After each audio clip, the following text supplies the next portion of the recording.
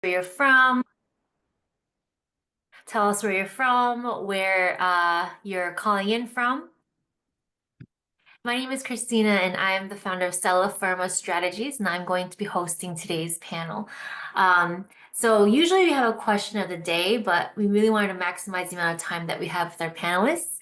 So we won't have a question, but we do want to give the opportunity for anyone to add any national announcements if they'd like. You can unmute yourself and speak for 30 seconds or so, or you can put it in the chat if you have any announcements that you want to share with the group. I can't turn her down.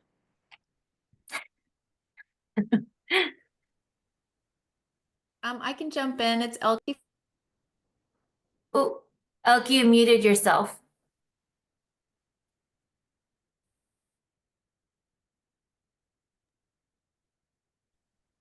I thought I unmuted. Sorry about that. It's Elke from Haas. I just wanted to have everybody put a webinar that's not until June, June 12th, but to get it on your calendar. It's 2 p.m. Eastern time. And we're going to be talking, in preparation of July Lost Pet Awareness. What are people doing in your community when they find a lost pet? So a majority of our pets enter shelters as lost pets. And so we're going to take this opportunity to see how we can engage with the community. And Jen Reed from Haas is going to be speaking with Allie Triplett from Lifeline Animal Project.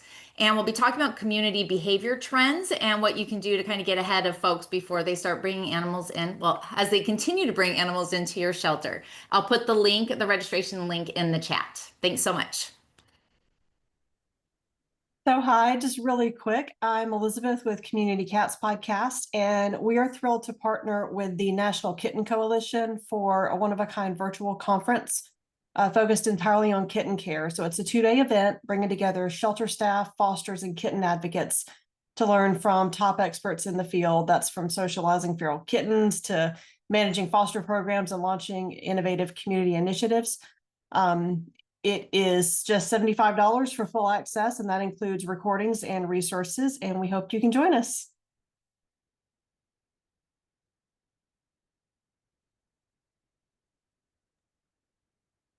All right. Does anyone else that wants to share a national update, please put it in the chat, and we'll be sure to share that in our forum later as well.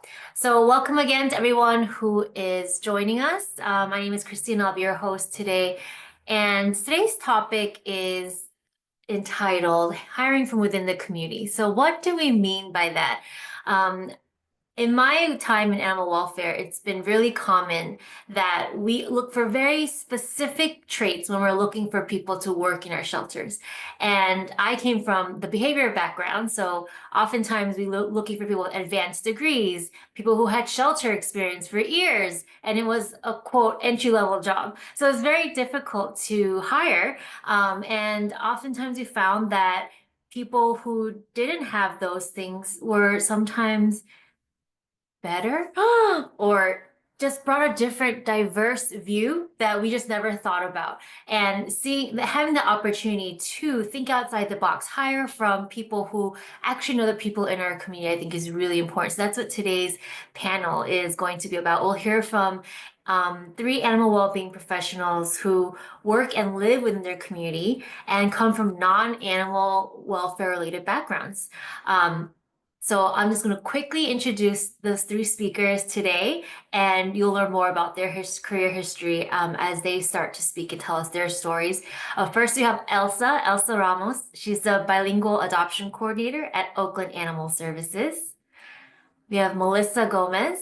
She is the community workforce manager at San Francisco SPCA. And then we have Nadia Oseguera-Ramon.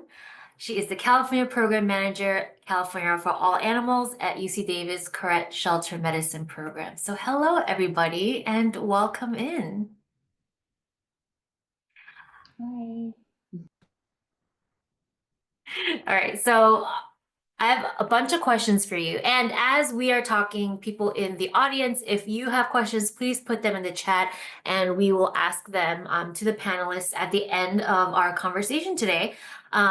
But my first question, I would love to, again, first learn more about your background. So as you're introducing yourselves, tell us about your personal and professional backgrounds and how you came to work in the animal well-being field.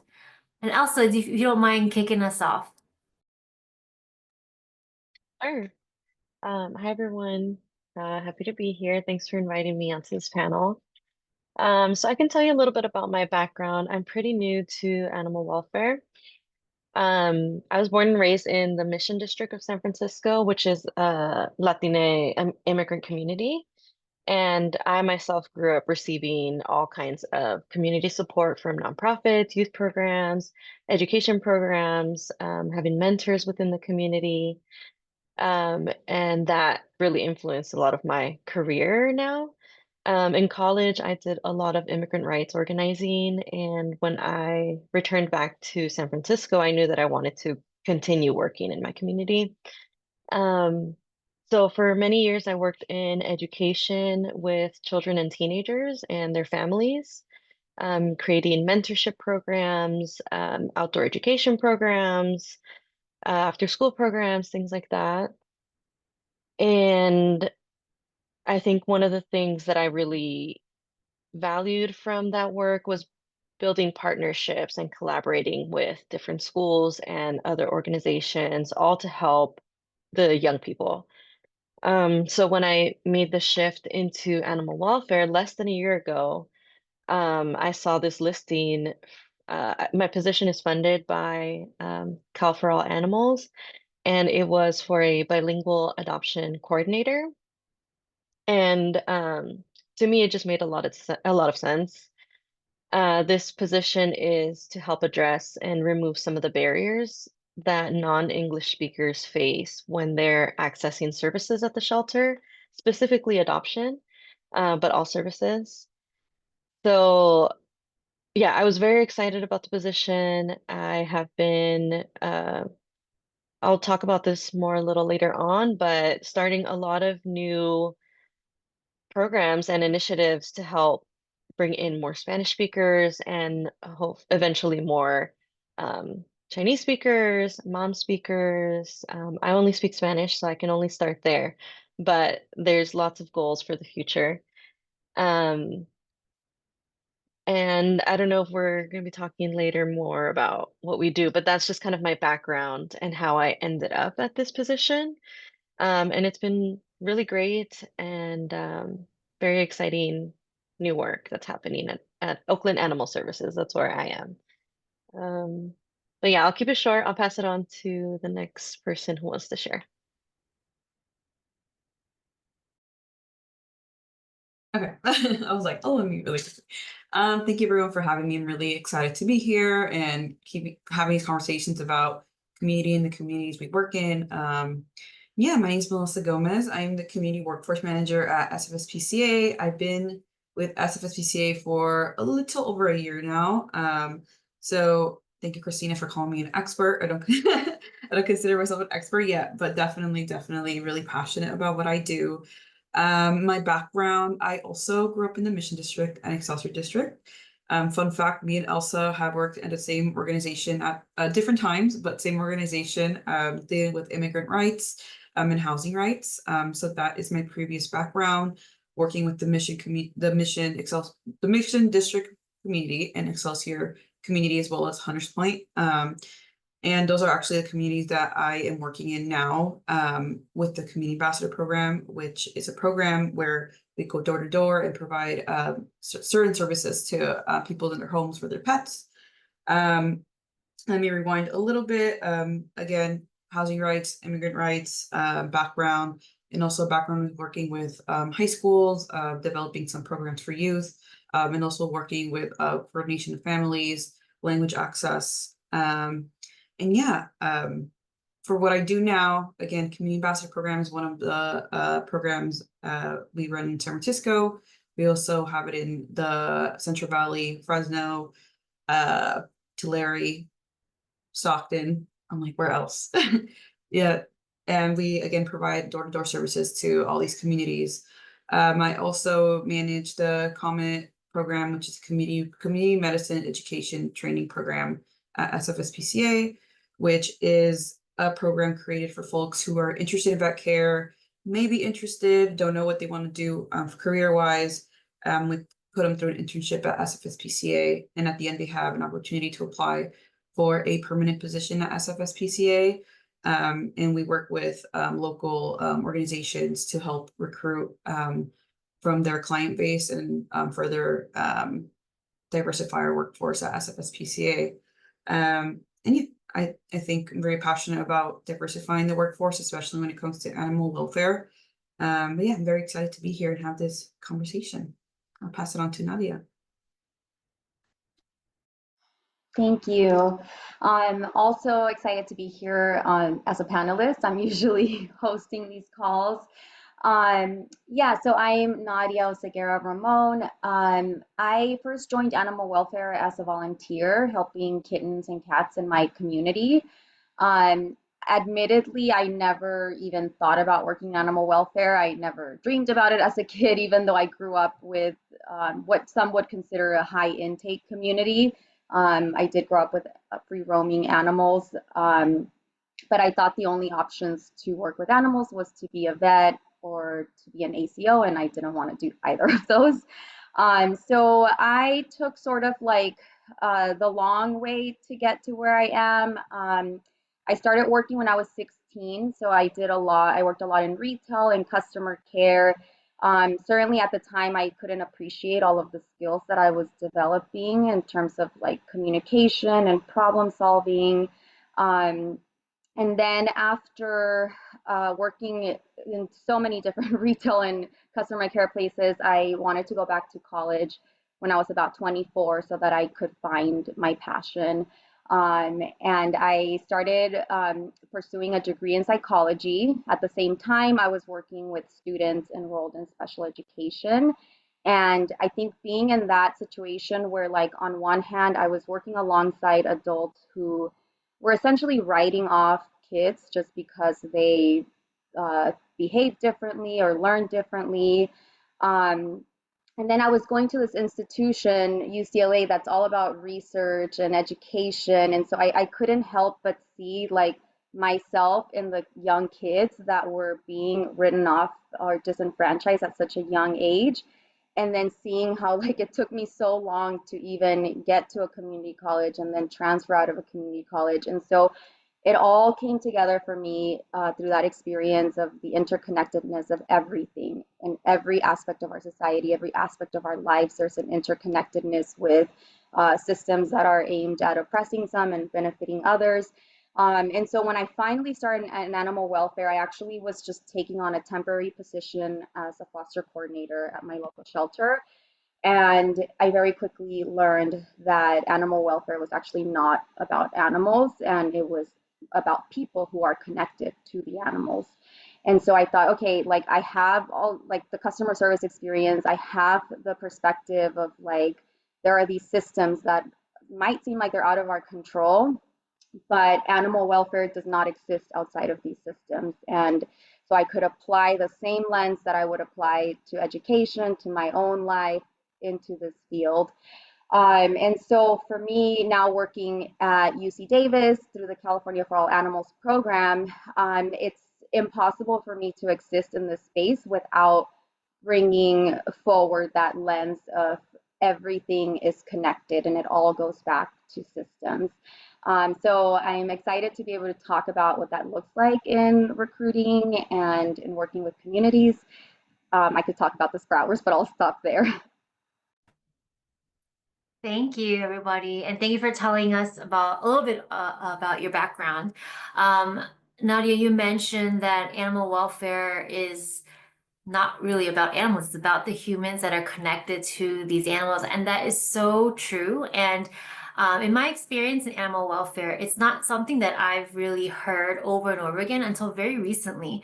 And I feel like the field is a bit behind in catching up with this this fact of this interconnectivity between animal welfare and human well-being.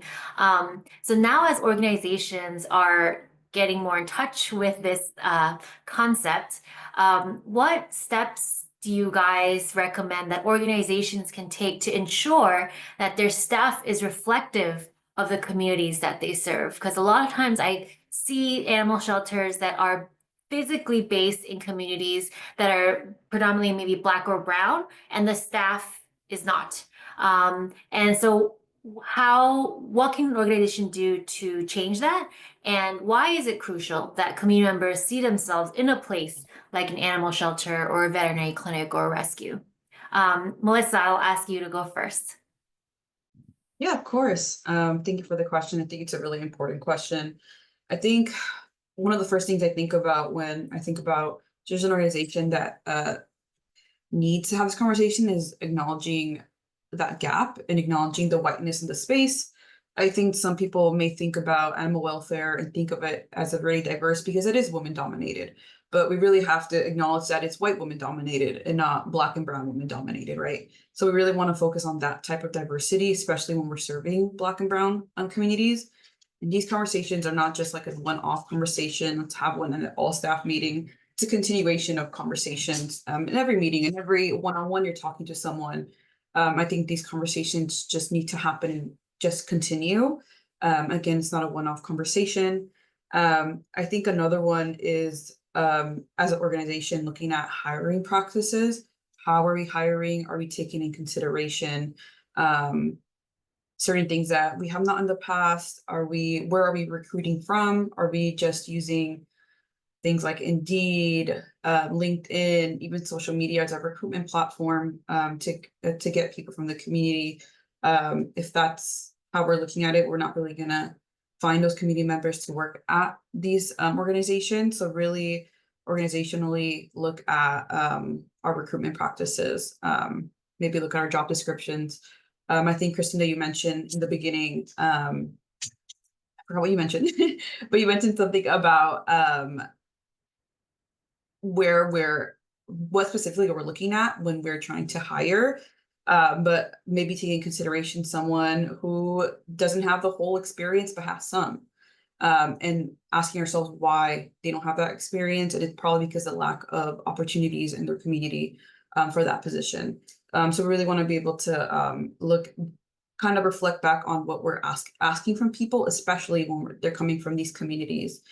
I think it's really, really, really, really important that our community sees themselves in not only veterinary positions, but also just animal welfare positions in general, whether that's Elsa's job, Nadia's job, my job, because people that come from the community will implement their positive experiences into these ones. An example I can give is a lot of the times people come into shelters that are from Black and brown communities, and they come in as a family, whether that's for a wellness checkup, whether that's to, time for euthanization of an animal. Black and brown communities come as a family. I've heard a lot of maybe veterinary care members, or just not specifically from SPCA, but just in general, maybe talk about it being like a hazard having too many people in one room. But those kids going to those appointments are able to see kind of the system and what works for them. And if these kids could get into also animal welfare, they could implement those systems with empathy, just kind of really early on, especially in the youth. I think it's super important. And I'll go ahead and pass it on to Elsa or Nadia, whoever wants to go. Nadia, if you don't mind going next. Sure. Yes. So seconding everything Melissa said, I think also when looking at your hiring practices or processes, it's important. Like if you are working in a community where you need bilingual speakers, it's okay to name that in a job description. And I know, like, perhaps if you're working for a municipality, like there might be some coded language that you have to use there for whatever reasons. I know our current political climate, things are, heating up, and there's some debate about whether we could say that we're hiring for inclusion. But if your community has, a large portion of people who speak Spanish or another language, then all you're doing is providing a service to your community by wanting to hire somebody who's bilingual. And to that end, I think it's also really important to understand who is living in your community. So like rather than making assumptions, look at census data. Or a very easy tool is datacommons.org. I'll put it in the chat. And it's very user friendly, it's free, and you can put a question just asking, like, bilingual demographic in whatever community you live in. Once you understand things like your racial demographics, financial demographics, languages spoken, then you can be more intentional and mindful about who you're recruiting for. I think it also will help recruit outside of just the animal welfare space or just animal welfare job postings.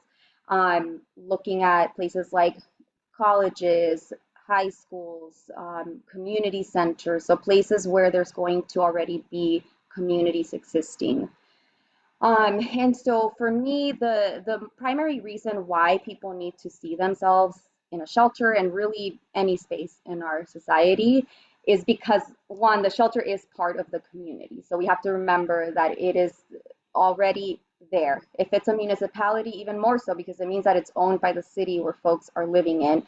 And so rather than like taking a roundabout to go and recruit for this like unicorn, I would suggest what Melissa had said, to think about some of the skills that are absolutely necessary versus the ones that maybe are more ideal.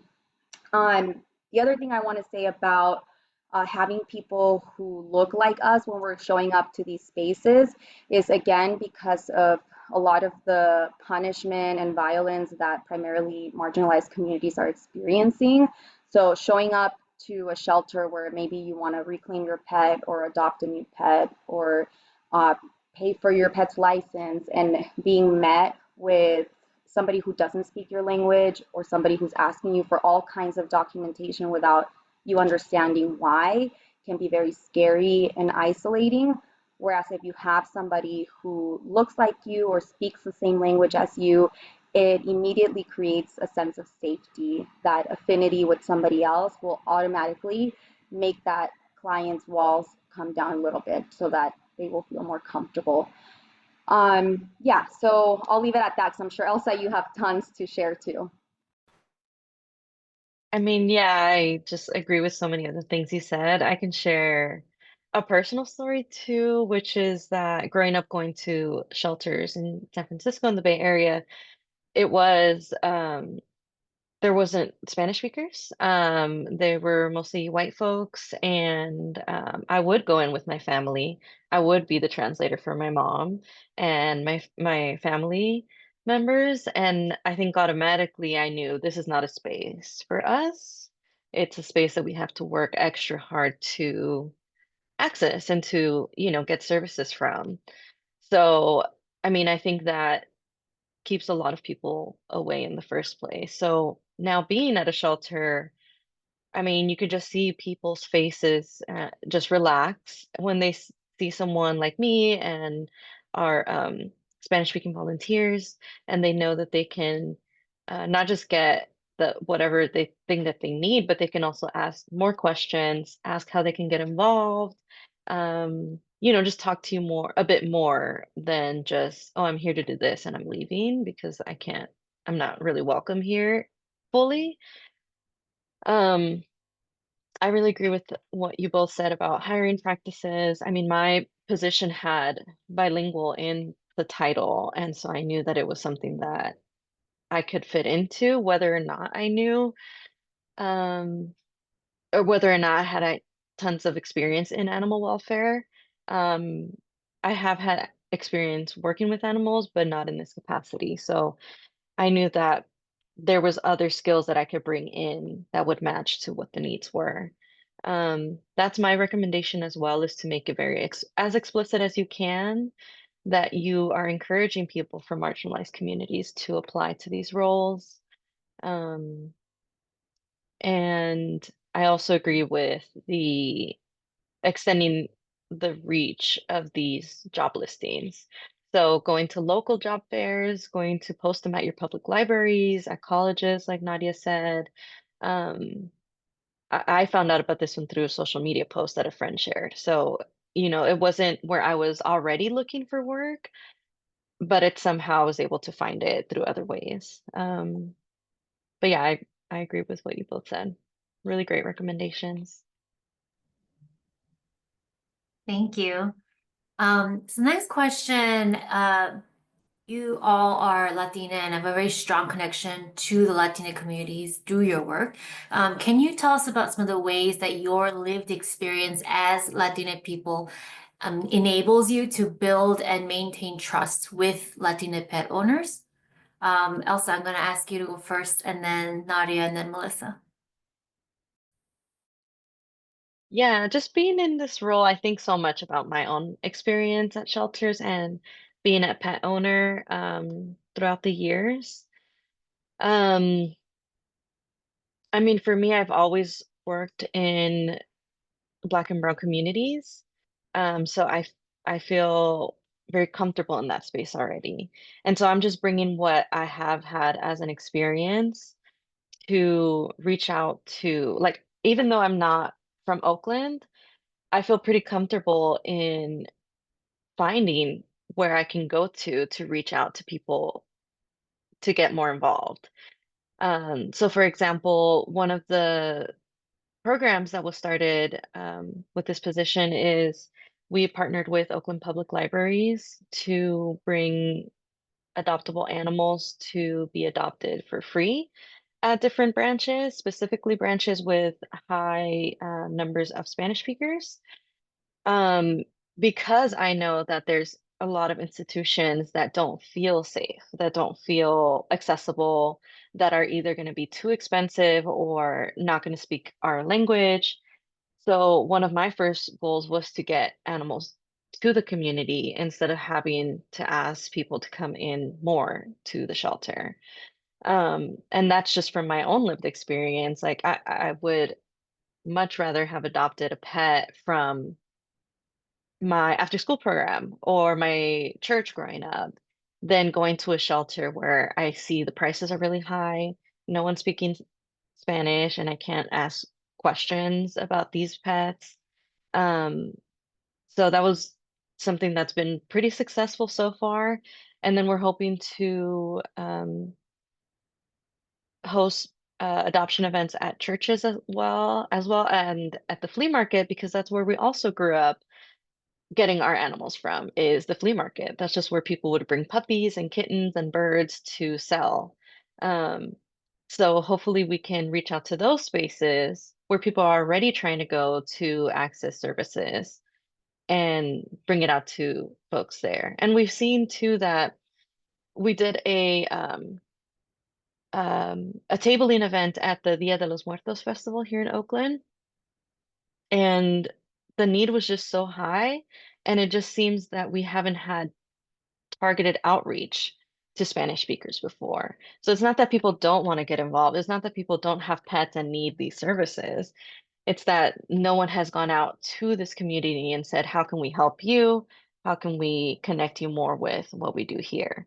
Because people were there asking, can I surrender my pet here? Of course, this is the city shelter, but people had never heard of Oakland Animal Services, or they'd come in saying, I had a really bad experience like 10 years ago and I never want to go back. And so we have to also shift the city's perspective on the shelter as not just a place that does enforcement, but a place that is a resource center and that is there to support the people who own pets. So I just take a lot from my own lived experience to help inform how I want to approach this task of making things more accessible at this shelter.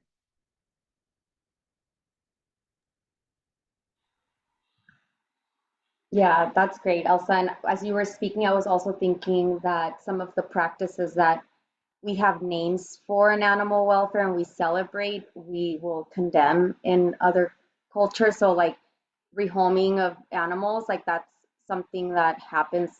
It can happen commonly within communities that don't typically rely on animal shelters. We might call it, home to home or whatever. But that's something that's very regularly already happening. The looking after young kittens, we call it fostering. Latina folks, they're just taking care of animals in their community. So just something that I wanted to point out. So unfortunately, in my current role, I don't interact directly with the community, but I'm still very much, like Elsa said, I'm part of the Latina community, so I'll never be taken away from that. And um, what I think is really remarkable, though, about the California for All Animals program, it's a government-funded program. We were allotted funding through the state of California, and it came with a trailer bill and all of that. There are other programs like it for different parts of our state, like it could be for schools or other types of human-focused programs. So initially, it became very important from us being in California, which is a state that's about 50% Latina, probably more, because there might be some folks that are not self-reporting. So it was important for us to come at this program through a multicultural lens. And while we already had that intention in place, we were also learning from grantees that there was still a gap in services being provided. And primarily it was language barriers. It was a lot of, hearing from organizations, oh, we don't know how to tap into like this particular community. And because it's California, it tends to be Spanish speaking communities. So we launched a grant cycle that was focused on implementing inclusive practices that might cost some money that maybe it was not budgeted for. So those types of initiatives included like hiring a bilingual person. So let's say, for example, an organization came to us with a proposal saying they wanted to hire, we'll just use Elsa as an example, an adoption coordinator. And we said, hey, why don't you consider making this bilingual preferred, since you don't have any bilingual public facing staff, and we know the demographics in your community would benefit from that. So it's conversations like that where we were able to make a push based on our own lived experience, because I know the benefits that I bring to an organization by speaking two languages, and I know the benefits that I brought to my previous organization simply by being from the same community that we were supporting. So already having that lived experience gave us the confidence to advocate for things like hire bilingual staff, translate your materials. And what we see consistently is that when folks are engaged in the language that they prefer, that they're more comfortable in, the impact is almost immediate. And I'm sure, Elsa, you can attest to this with your adoptions and volunteers. It's like, it makes sense, right? Because like if you're not providing something in a specific language, by adding that language, you're automatically going to be welcoming in more people. So your RTOs will go up, your adoptions will go up, you will have more fosters and volunteers, you'll get more engagement at your spay-neuter clinics. And all of this is still animal welfare programming. It's just being done through a different lens. That if you don't have Latina folks, Black folks, Indigenous, other people of color, you're never going to get that. You're going to miss that because you're not going to have that lens at the table. And it doesn't mean take away the other lenses. It just means like, hey, I have something over here that you have not yet seen.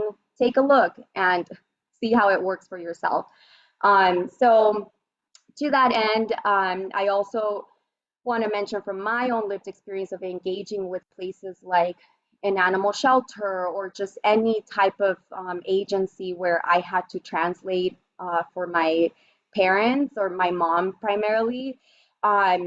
Well, yes, that might seem like a benefit because I've also heard organizations say like, oh, well, the children can translate or teenagers.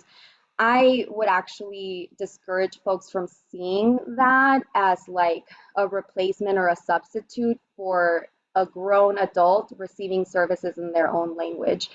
I'll speak for Latina kids, like we already are forced to grow up so quickly. We, unlike white children, are pushed beyond our boundaries at a very young age.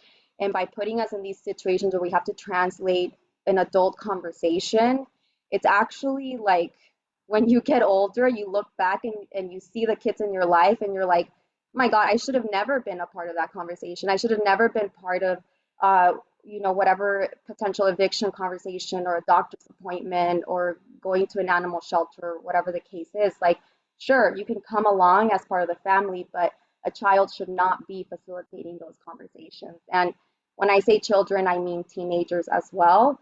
So yeah, just had to make that plug there too. Thank you. Melissa? Yeah, you guys are great. You guys give some great answers. Yeah, I was like, wow, Nadia. That was really great.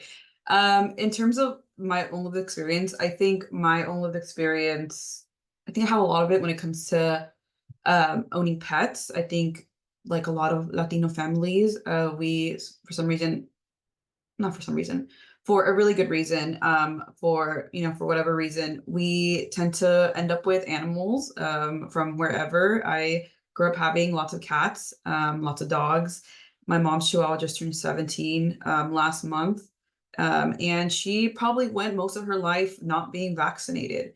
And a lot of people, and I relate to my clients because this might seem like a lack of responsibility, a lack of care, of maybe being inhumane, but in reality, it's the lack of accessibility.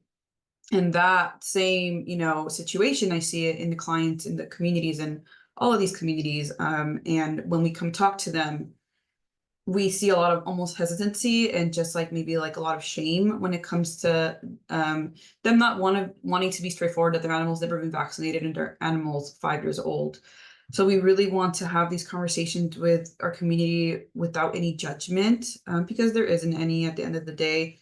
A lot of these dogs are well fed or well loved. They're just missing vaccination. And sometimes that's, unfortunately, the access to care is the big problem here. It's not the access, it's not the lack of care, it's not the lack of responsibility, it truly is the access to care. So we really want to approach these conversations with clients with no judgment. We want to be able to give them all the resources we can, and that we have, especially the closest to them. Again, the proximity to care is also part of access to care. But I think that's what I really, really relate to clients in our communities. It really means a lot to me to have these conversations with people in our community. A lot of these people remind me of my mom and dad. So it's a little easier for me to have these conversations. And that's why I really encourage hiring from the community, because a lot of these communities already know how to have these conversations and have had these conversations, like Nadia said, probably since they were less than 10 years old. Conversations we probably, again, how Nadia said, we shouldn't have been part of, but unfortunately we were, and now we have to use them in the way we can. I think really, and I think I saw a comment in the chat about spay and neuter and how to have these conversations. I think language choice is a really big one, especially when it comes to translated material. What language choices are we using? I know a lot of organizations use private translators, company translations, but we really, really, really want to be able to have translations that make sense to the community. I give this example a lot in a lot of conversations is for spay and neuter. When, in my experience, when people hear the word, particularly when it comes to male neutering, castración, they get a little scared. That translates, straight to English to castration. Obviously, that might be a vet term that may be used. It might be the proper term, but it's not the accessibility to care term we want to use in a lot of these communities. I think esterilización is a really good one, and I've seen it. People really take that in, but also just using sentences like, so that your pet doesn't have babies, making it as simple as possible. And not saying that people are not able to understand this vocabulary, but I think we really want to be able to really, really send out the message we want to send, and as thoroughly and as simple as possible to folks who have not had maybe the best experience. Yes, but I see patitas and palabras in the chat. They're a great resource for accurate and culturally responsible vocabulary and translations. But that's a really, really big one. I think, I think I've seen that a lot growing up, is just the the words that are used in the community, especially in animal welfare, are really important. And just the tone also you're talking to the community with. Yeah, I think that lived experience is a really important topic, especially when it comes to animal welfare. Yeah. Thank you. We have about 10 minutes left, so I'm going to ask a few questions from the audience. The first question is from Amanda. Amanda is part of an all-volunteer organization. They do print materials in both Spanish and English. But Amanda's asking if you have any recommendations for finding more Spanish-speaking volunteers that can facilitate communication with the neighbors. I can share. That's a great question. I relate to this because I was the only Spanish speaker for a while at the shelter and realized I can't do it alone and I can't be at every Spanish conversation if we're trying to serve so many people. So I created a new volunteer position. We have a really great community of volunteers, but we didn't have a lot of bilingual ones. So there's a new position called a translator volunteer, whose role is to just translate. So instead of them also going through the training to be a dog handler and show the dog during adoption hours, they can just sign up to be on site during an adoption hour shift and follow the family along from beginning check-in all the way till they check out with their new pet. That way they have a go-to person they can like relate to and connect to. And this has helped so much. We're able to help so many more Spanish speakers. We, at some points, when I was out, Spanish speakers sometimes would be turned away just because there was no one there. So just the amount of people that are able to access the shelter on the day-to-day has increased so much. And then we're just increasing that team because it's been so successful. And we're having them also sign up to go to the spay-neuter clinics and have a Spanish speaker there, to the offsite adoption events. Yeah, it's been really great, and I really recommend other organizations to start a volunteer role that's just for Spanish speakers or another language speaker. And people really do care about closing this big language gap when it comes to animals. They want people to have access to this care. The volunteers that I have are super passionate as well, and they just found out about it through different ways. So it's not that I'm, being super specific about who I'm bringing in. It's just that people do really care about, and they have their own lived experience, I'm sure, and they want to help.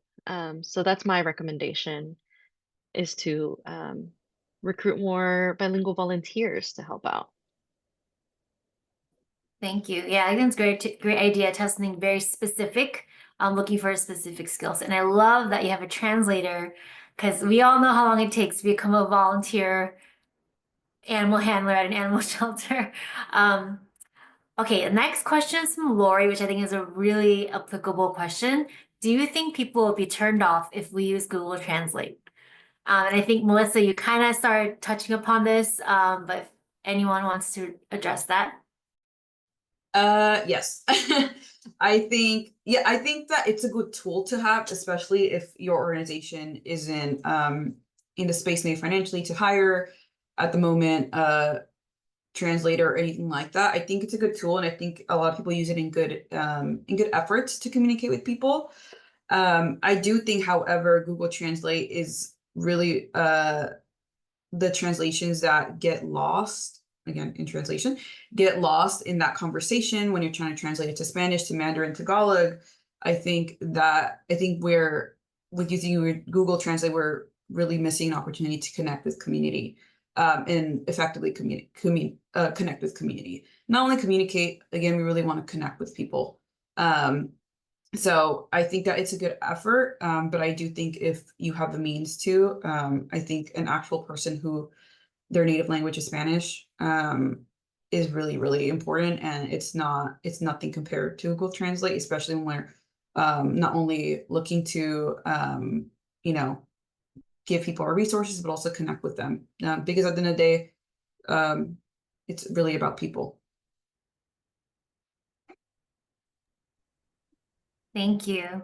I recently translated some material into Korean, and I started on Google Translate, but even from that, I had to change what came up on Google Translate to make sure it makes sense to a Korean native speaker using slang, language, words that wouldn't show up on Google Translate. That took hours. So just reiterating what you're saying. And Amanda, wait, yes, Amanda, wait, I just missed the comment. Yeah, Amanda Press wrote about the need to, yes, there's something different about Spanish speaking versus written material as well. So that's something to think about. Okay, so one last question from, I think it's the Dante. We're located in a city of 80,000 people without a shelter or animal services. How do we receive services if none are provided by the city itself? Any thoughts? I mean, this is like a very general question, but any thoughts on that? Yeah, if you don't mind me going, I think so. Our community ambassador program in the Central Valley, we have them in Tulare. We're going to start in Fresno soon and in Stockton. I think that has been a problem we ran in Tulare specifically, with especially when we're trying to sign up people for spay neuter, not having a close enough shelter. I think with this program, and again, we're really fortunate to have the funding to be able to build this program, is that our community ambassadors actually take the animals themselves to the shelters and bring them back for spay neuter. Well, solely for spay neuter, they do the driving back and forth, bring the animals to the shelter, and then bring them back for the surgery. And then they come to them when it comes to providing services like polio vaccination or flea treatment, deworming and stuff like that. So it's kind of like a broad question, but that's something we are doing at the moment in Tulare. We are trying to find ways to make it easier for folks to access those resources. But at the moment, it is our community ambassadors being really, really amazing and taking the time out of their schedule to really take care of these animals and have that trust with the community for them to bring them back. So yeah, at the moment, that's what we're doing. That's a really tough question because it's a really big problem we're facing in the world right now, just rural community areas not having resources close to them. I think maybe referring them to the next closest resource. And yeah, I think that there's ways we could do that by using city data or just looking up what's closest to them. Yeah. Thank you, Melissa. All right, we have like 2 minutes. I just would love if Elsa, Melissa, and Nadia, you can just tell us one benefit that you have seen. I know you shared a few, but another one, like a story or a personal anecdote as a result of working with individuals from your community. Nadia, I'll do Nadia, Melissa, and then Elsa. Okay, cool. One word, validation. Working in a primarily white field, you often feel like your reality is not true.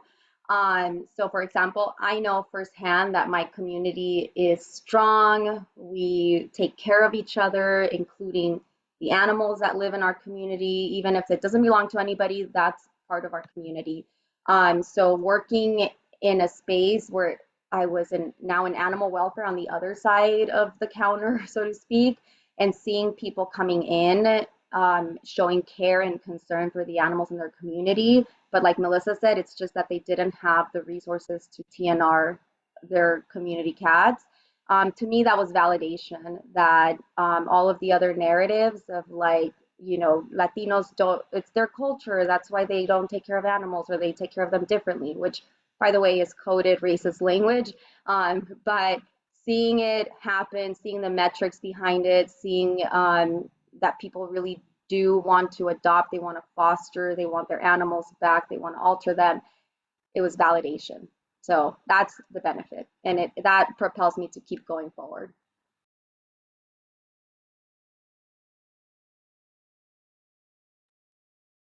Sorry, I was trying to find my unmute button. Thank you for that, Nadia. That validation is definitely one. I think within, I can give a quick 2 examples of each program I run for the community ambassador program. I think it's when you've gained someone's trust. I think specifically we have someone who we were doing outreach with. We knocked on her door, offer services, and they initially was like, cool, yeah, come in. We have 2 dogs. And then after we were done with vaccinated 2 dogs, they're like, oh, my aunt actually has 2 upstairs. And then we did those 2. And then like, oh, actually my cousin next door has 3, which was really great, which is something we love. It's a great day. We get to vaccinate these animals. We get to talk to people. And I think it's kind of like that relief of, you speak Spanish for 1. Second, great. Now I know there's what resources are around me. And 3, just like I feel validated. A lot of these animals hadn't been vaccinated in years, totally fine. I think validated that they are good caretakers. I think that's one of the big things we try to emphasize when we're talking to people is that this isn't your fault. It's not your fault that you can't afford this. It's not your fault that you have, it's really not their fault. I think that's one of the biggest things. I think that it's really important to acknowledge that you're doing a great job. So that story really, that was really recently, and that was a really great experience to have. There was actually training community ambassadors that day. So I think it was a really good experience for them to see what this program kind of turns into, even in one house.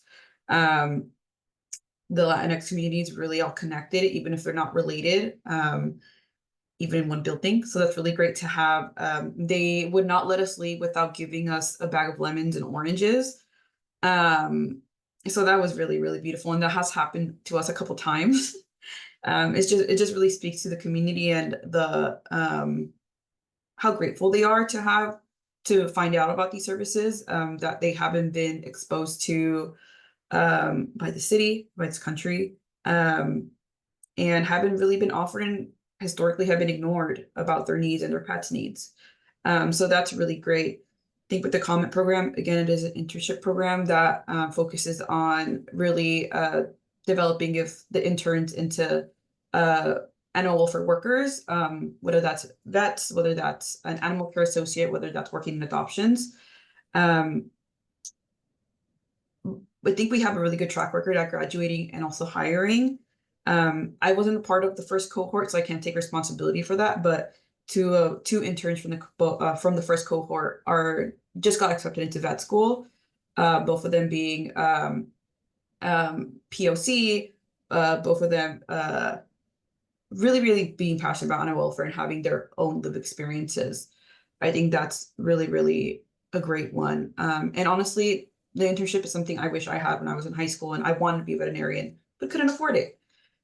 So I think that's a really great one. I think that we just need to continue being intentional about who we hire and how we hire. Yeah, I'll pass it to Elsa. Thank And Elsa, close us out.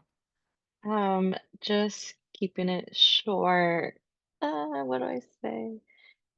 We just had another translation volunteer orientation, and one of the attendants afterwards was like, "Hey, can I connect you with this like local like Latina run food vendor? They can host you and they can do this and that, and also I can connect you to this other like food truck location and we can bring dogs there and all of that." And so I was just like, yeah, the people who I've been bringing on as bilingual volunteers are so passionate and so excited. And I think both of you have mentioned this, that like word of mouth is also really helpful in communities of color. So I'm really excited to see what more we can do with once we're bringing on more people who are passionate about making this work happen. So thank you for having me. Thank you for inviting me to this panel. I love hanging out with Melissa and Nadia. They're great. Thank you. And this is so insightful. Thank you, Elsa, Melissa, and Nadia for being here. You guys are blazing the trail to make this field more inclusive and more reflective of our community. So thank you again. And thank everybody for being here. And this presentation and questions, comments in the chat will all be posted to the forum, and you will be contacted with a link to that. And we look forward to future conversations. Just as an FYI, next Monday, we will not be having a community conversation because of Memorial Day. So we'll see you all in 2 weeks. Have a great rest of your week.